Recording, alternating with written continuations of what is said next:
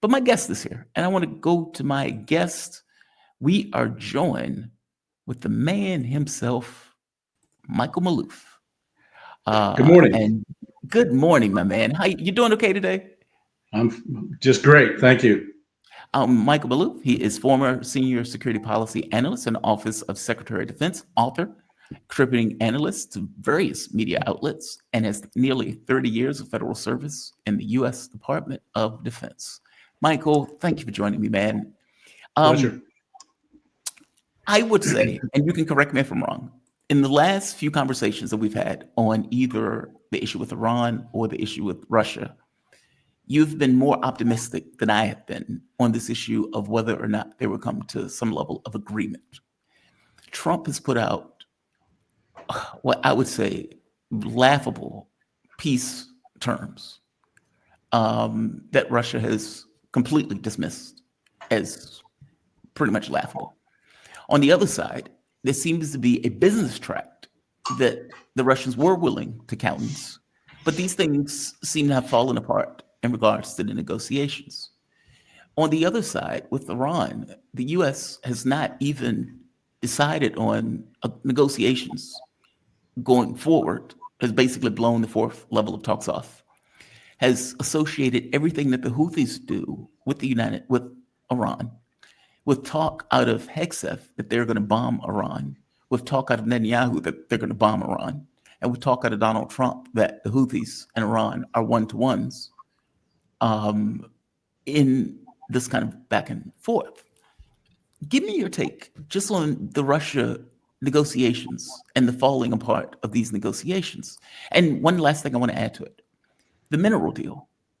So Donald Trump has created a low-level Lend-Lease agreement with Ukraine under the auspices of a, quote, mineral deal that goes into oil, gas, business investment, pretty much anything that's coming out of the ground, et cetera, with two additional addendums that are hidden from the U.S. and from even the RADA. So we don't even know what is entirely in this deal. But Donald Trump has resumed weapons to Ukraine or selling weapons to Ukraine, is apparently crafting sanctions to go against Russia, effectively taking over the Joe Biden legacy of the war, despite saying he wanted to end the war. Are you, give me your take on that. I'm not going to ask you if you're optimistic. I'm just going to ask you the moves that the U.S. has been making in regards to the war and how they seemingly want to maintain the war while claiming they want a peace agreement. It's a contradiction. Well, up until the time we spoke, I was optimistic. But in since that time last week, Less things so. seem to have changed. His demeanor, or I should say, Trump's demeanor, um, his comments all seem to reflect a hardened line. They seem to me to suggest that he is uh, being basically taken over by the neocons once again in terms of influence. Yeah. And what also seems to be coming through, he apparently some pastor came back from Ukraine saying, "No, you really got to back up the Ukrainians." And all of a sudden, his demeanor and his and Trump's approach then seemed to change all over again. It's almost to the point where Trump does not seem to have any in-depth knowledge on anything that he's working on right now, and that he goes with basically with conversation that he had with the last person, Yeah. and that's no way to run policy. And so I am more skeptical. I'm a little more worried today. And now we got a new war brewing between India and Pakistan, and add that on top of everything else that is going on, and for Hegseth to suggest, well, we're going to go and bomb Iran. They're too much guided by the Netanyahu faction, and I think that it seems as though uh, well, for as long as I was at the Defense Department, we seem to be guided by that by looking at the Middle East through the prism of Israel, and it's just not going to stop. I don't care who's in the administration, which administration is in, whether it's Republican or Democrat, and this is worrying. They don't seem to have any administration that's coming in does not seem to have a strategic plan. It's all reactionary. Mhm. And this is what we're seeing today. I mean, the fact that Trump came back and talked to some pastor who just came back from Ukraine is just and who was saying, "Oh, you got to back him up," and then he allows to have arms go again. He knows better. If you want to stop a war, you stop feeding it. Right. And Well, Trump and the same with Netanyahu. You got to stop it. I mean, you just got to stop feeding it. And I'm worried that he doesn't have his mindset. He's listening to these neocons, and it suggests to me that the neocons are reemerging in terms of influence in his administration. it's wild. I mean, for one, I agree with you. And then this report comes out that the order by Hegseth to cancel Ukrainian weapons caught the White House off guard. He didn't even know that Hegseth had decided to stop sending weapons to Ukraine after a meeting, meaning Trump didn't even decide it. Like he doesn't even seem to be in control of his own White House. Like that's an astonishing story. The notion that the Well, president is not.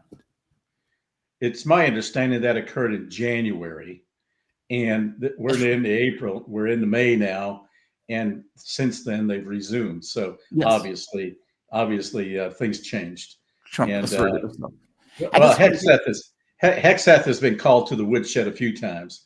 I don't know how many more times that's going to happen, but you know, and I I think agree with. I'm sorry, please. I think Trump puts up with Hexeth because he knows he's got a lot of spirit and spunk and drive. Likes his spirit, but he's got a lot to learn. But he has more to learn than what Trump has to learn Yeah, in terms of strategic thinking. And neither one of them are exhibiting much of any of that. I will tell you that I was optimistic also when Trump came in. I was Yeah. very optimistic, and part of the reason that I didn't get an apartment when I first left DC, I was like, okay, I need space to see what happens because I didn't want to get trapped in Richmond if indeed the show, the network, would come back. And so I said, okay, I'll give it a few months. I will take the risk and take the expense, not get an apartment and trap myself, and just exist kind of as a leaf in the wind until I see what happens. And then I saw the first agreement, and I said, okay, he doesn't understand. Like he is putting his ego above ending a war. And some of the reporting is coming out that Trump's issue is that he doesn't want to walk away because he doesn't want to be blamed for it. So in the same way that Joe Biden was blamed for the pullout in Afghanistan, Trump doesn't want to take it's your fault that Ukraine lost because you stopped giving support to Ukraine. Whereas Steve Bannon's thing was walk the F away, where you could say that's Joe Biden's war, that's not mine. You just have a propaganda war back and And I forth. agree with that. Yeah, I agree with it too. If you want to end it, walk away. This is Joe Walk Biden's away. war. This is not on me. But unfortunately, when he ran in the election, that's not the way he ran. Donald Trump kept saying, I'm going to get a deal. I'm going to get a deal. So I think what was in his mind is, I need to get a deal because that's what I said. And walking away is not me getting a deal. Like, I really do think that is the context that Trump was working with. And so from his point of view, if I walk away, I'm going to get blamed for losing a war, which is outrageous. I, he comes up with a deal that anybody who knows anything about Russia and who knows anything about the war would have been rejected on its face. The idea that Russia is going to let you take over the Zaporozhye nuclear power plant is absurd. The idea that, okay, we're going to recognize these territories that you've taken. Okay, we don't need your recognition. We've already taken them. Like, some of the stuff is weird. Or when Putin says, okay, we'll do a ceasefire. We can do that. But you can't give weapons and intelligence to Ukraine. You can't have the Brits, the French, and the Germans filling them with more and additional weapons. You can't have them calling up additional military. Okay, well, this is rational, right? We can't let you have another Minsk 3 where they build up another military for another engagement if indeed you want an actual lasting peace. Okay, well, Trump, for whatever reason, doesn't seem to get that. That is a compromise by the Russians on this. He doesn't seem to get it. He can't seem to take it. And as you said, the neocons have reasserted themselves saying, hey, you have to be tough with Putin. You have to be tough with Putin, which means you just can never end the war. I mean, Look, correct me if I'm wrong on this. The feeling back in the Kremlin now is they don't believe Trump on anything any longer. They'll be polite to him. They'll treat him with respect, but they have no what do you call it? Confidence. Belief. Yeah, they just feel that they're gonna go on with their way no matter what Trump decides to do, because Trump is so mercurial. He's one way one day, one way the other day, and you can't read somebody like that. And so you just got to maintain your approach, and that's the difference between the strategic thinking of Putin versus Trump. Trump has none, and he's floundering. He comes off with this New York bravado, and like I'll solve it before I even take office kind of nonsense, which was silly on its face. It was silly, and for the press to take it seriously was totally nonsensical as well. Mm-hmm. So, but it's you cannot, in foreign policy, you cannot go that way. You have to have strategic thinking and planning, and his administration isn't exhibiting any of that. Personally, I think you ought to put Doug McGregor up there as his national security advisor. Agreed. And Doug would be ideal, but I don't think he even wants the job, because I think he feels now that Trump's a loser, and which is unfortunate. But Trump has done it to himself, and it's not going to be. And Trump's got his way of doing things, and you're not going to change him. And for him to, the problem in Middle East, for example, is that I'm afraid that even though he doesn't want a war, and he has little neocons nipping at him all the time, say, yeah, let's do it. He's going to get dragged into it anyway, because Netanyahu knows he's got the United States military in his pocket, and he's going to be backed into a situation where he's got to pull Netanyahu's chestnuts out of the fire again, and it's to Netanyahu's benefit to do that in order to remain relevant and to stay in office, in order to avoid having to be face internal problems. I'm just hoping that somewhere along the line, internally inside of Israel, they decide to have their own little civil war, and that'll keep him preoccupied and take his mind off of Iran, because he's not going to win if he wants to take on Iran. He's not going to win, and we cannot bomb enough. And for us to talk about bombing Iran is just ludicrous. Iran is not a threat to the United States. Period. It's not a threat to the United States, and for us to act like it, when he talks about he's going to look out for America first, we'll look out for America first. Is going after, standing up to and confronting Iran in the U.S. national interest, and is it a threat to the U.S. national security? The answer is no. But it's Netanyahu's problem, and Netanyahu is doing his greater Israel concept, which is his little biblical thing of taking Samaria, Judea, and all that stuff from the West Bank and southern Lebanon and Syria and Gaza, and wanting to incorporate it into a greater Israel once again. Going back to what he interprets to be his biblical right. It's suicidal on the one hand, and it's extreme in any case. And this is all he has. This messianic approach is very threatening to the world order, and we're seeing now where even Turkey and Israel may get into it over Syria, we have and then now we have this new clash between India and Pakistan. I mean, all of this is you cannot. We got to be able to start quelling some of these outbreaks of hostilities that can lead to even greater potential war. Look, if he bombs Iran, you're going to bring in China, and you're going to bring in Russia. I think it would be inevitable because Iran is so critical to their foreign policy ambitions and goals and their national interests. And we don't think that way from the U.S. standpoint. And that's why I say we need strategic thinkers up there like a Doug McGregor, who can be the national security advisor. And he's not but the people around him are just like Marco, as he calls him, Rubio. He is a staunch radical neocon. He has been for quite some time, and now his influence is growing, and that's worrying to me. Agreed. I do want to get to Iran for a bit, but two more questions on Russia for the most part. Yeah. Has Russia just decided, all right, we're not going to get a deal? They're not going to see it in existential terms in the way that we're seeing it. Europe is gearing up for war. And so we need to just pursue our military objectives to their completion.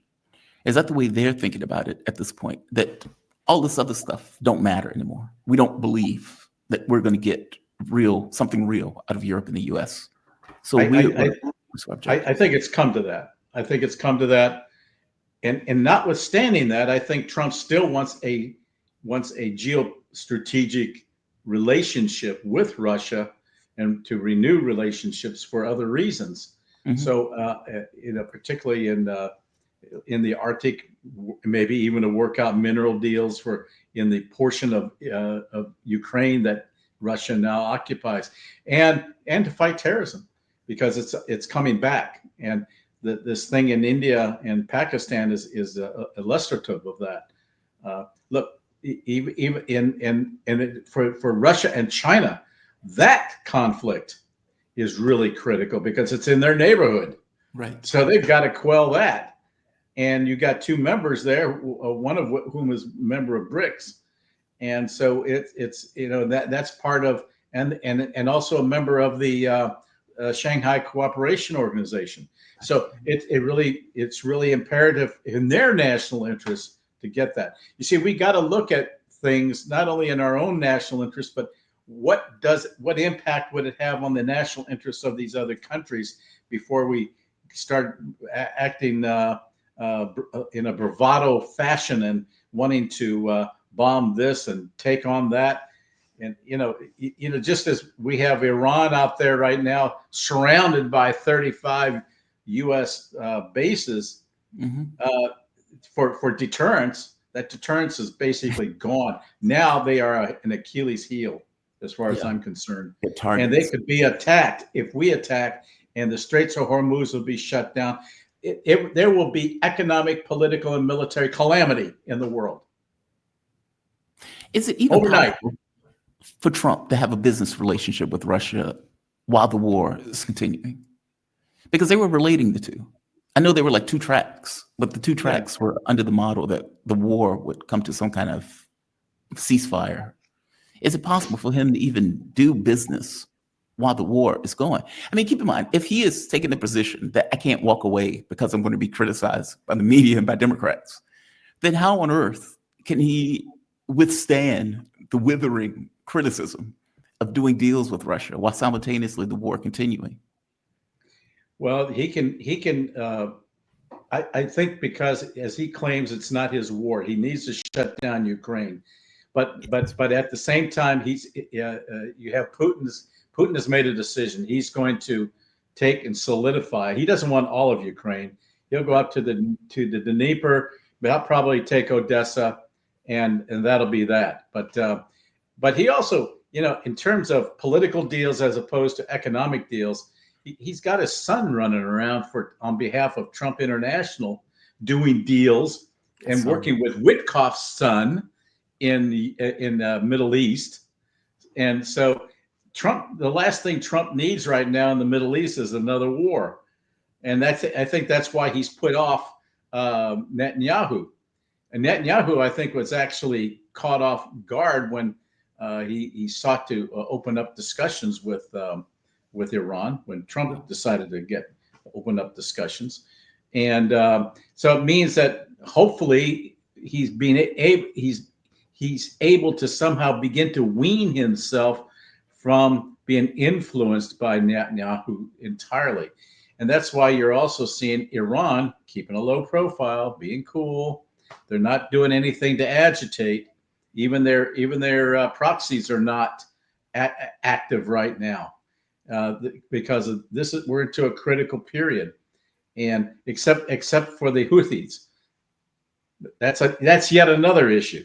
But even they have said, okay, we're calming down on hitting U.S. ships. That doesn't mean they're going to stop going after Israeli or right. other ships that service Israel. So there's that, and Trump was immediately said, we're going to accept their offer. So everything is in such a turmoil and into a whirlwind right now that it's hard to say, okay, this is the way something's going to happen. It could change tomorrow morning, and we're seeing that. And we're going to be, things are going to be very unsettled for quite some time, given the interactions of all these conflicts that are going and their relationships and who the players all are, who are all involved one way or another in almost every one of the conflicts. It's unbelievable. Yeah, I agree. You were in the Defense Department. I mean, when you were looking out at the world from the Defense Department, like there were clearly conflicts. What was going on internally? Like, what was the talk? What was the chatter? How much influence did the president have? Like, I guess what I'm trying to get at is I'm trying to give a picture of, does the president talk, like, get information directly from? Oh, you're fine. No, you're fine. You're fine. Hold on. Turning it off. There. You're fine. My phone does the same thing. No, you're perfectly fine. You're perfectly fine. How does the Defense Department engage with the president when they're looking out? They're like, okay, the world is on fire. And I would imagine, does the Defense Department inform the president, or is it vice versa? Like, is the president telling the Defense Department, okay, this is what I want to do? Or is it, this is information going up to the president, explaining the context of the world? I'm trying to understand how much data. I think each administration is different. Okay. I know during our period we had Rumsfeld at the most critical period during the Iraqi war. We had Rumsfeld on one side and we had Colin Powell in the State Department on the other. I see. And it was all that Condoleezza Rice, as the National Security Advisor, could do to keep them from actually coming to blows with each other. I mean, and of course, the role of the National Security Advisor is to take the best advice from each one of these agencies, package it, and present it to the president, and as the best options. But everybody is in Hegseth doesn't have a clue on what he wants to do. I mean, Rumsfeld had more in-depth strategic thinking than Hegseth will ever be able to gather in this lifetime, and of course Colin Powell had his ways, and Condoleezza Rice had to begin to keep them separated and actually take their best views and present it to Bush. But then you had these others like the vice president Cheney, who had his own views, very, very neocon like, and that was, and you had the influences within the department going up to the secretary, pushing to adhere to whatever Netanyahu wanted. And that's why when I was there, I saw how the plan for the Middle East was formulated in terms of using Iraq as the hub from which they would then do regime change in the countries all around that were enemies at that time to Israel. And that was the plan. That is And amazing. they began to carry that out. And it was very stressful. And there would be, and I know I came in with a, I had back channels and that went up to the National Security Council and to the National Security Advisor, and they were not believed because, well, Iraq doesn't come through with that channel. They have channels that can come to us with these plans. Why would they come through that channel? Well, they didn't understand the culture of the Middle East. I mean, they didn't trust anybody else, and they had dropped other channels because they didn't trust those channels. So they came through us, and we presented these conditions, and two of which we could have tested immediately, but they did. Our people didn't even want to do that. They had a preconceived notion of what they wanted to do, and that was regime change in Iraq. Period. End of story. So what Trump is getting is effectively ideological Right? Totally. views of the world that they are Yeah. operating on. It's not about Yeah. reality. It's about what we Yeah. believe. And he's a businessman. He hasn't lived in depth with this stuff for in the years to gain any, and he doesn't really background himself in the history and the nuances of things that occurred. He has no clue as to the cultural distinctions and concerns, and he just takes what the last thing that he hears from people. That's how he's seems to be guiding himself these days, and he's almost done a 180 from where he was just 2 weeks ago, and that's what's really troubling, and he's floundering. We're beginning to see it, and people outside, world leaders are seeing it. That's why they've decided, like Putin, like Xi, to chart their own course no matter what, because they know what they want for their country and what is in their interests, as opposed to the interest of looking out for Netanyahu or anybody else, but in their interests, and will go ahead and pursue that, as in Ukraine. If no agreement can be reached, Ukraine will continue to be obliterated, as we know it. Let's go to Israel for a bit. If he is floundering, and I agree with you, I mean, he has no wins on the foreign policy stage. No. All of the things that he said he's wanted has failed miserably So far. so far. And even with sending Wickoff, even if I accept that Donald Trump's original intention was to get a deal because he didn't want to go to war, Wickoff seems to be marginalized, or at the very least seemed to be getting marginalized. I mean, he's been attacked by neocons for working with the Russians. Exactly. They have seen him basically come on the stage when they were appointed, and they had all these years of background and experience and concrete ideological ways of thinking in the foreign policy realm. All of a sudden, this businessman comes on the scene. So they've now coalesced to go up against him and to try and marginalize Witkoff. You're absolutely right. And even the Russians are beginning to see this with Witkoff. They'll treat him with respect, but they see that his influence is becoming increasingly marginalized as well. And that's what we're seeing now. And yeah, he can go and talk, but there may be terms, but not necessarily for renewal of relationships between the U.S. and Russia, but not necessarily on Ukraine per se. Mm-hmm. And Trump may just leave it up to Ukraine. And Kellogg is just useless. Oh man, yeah. In fact, that's what Wickoff took, the Kellogg plan, effectively. Yeah. And it was like, it's not working. Not starter. Yeah. It's not going to work.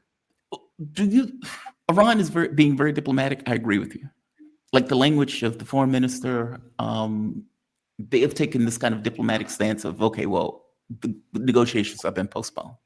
Not saying that they've just fallen apart. They've been postponed.